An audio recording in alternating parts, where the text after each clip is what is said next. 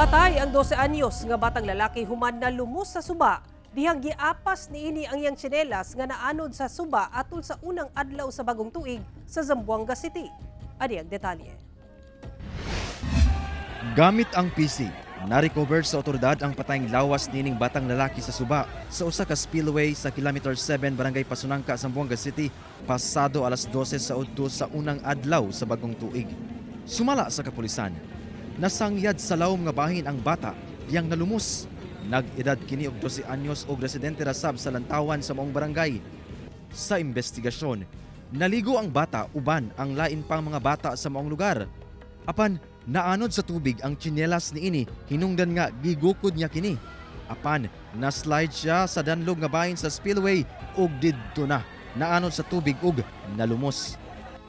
Dahil sa lakas ng current ng tubig na slide siya doon sa spillway. Kaya ang nangyari, na pailalim siya doon sa malakas na current ng tubig kaya hindi niya na makuhang makaahon.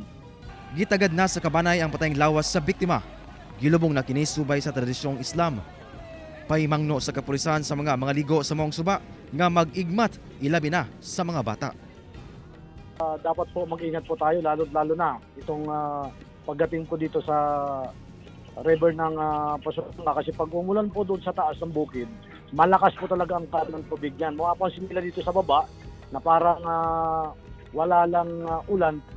Efren Mamak, One Mindanao.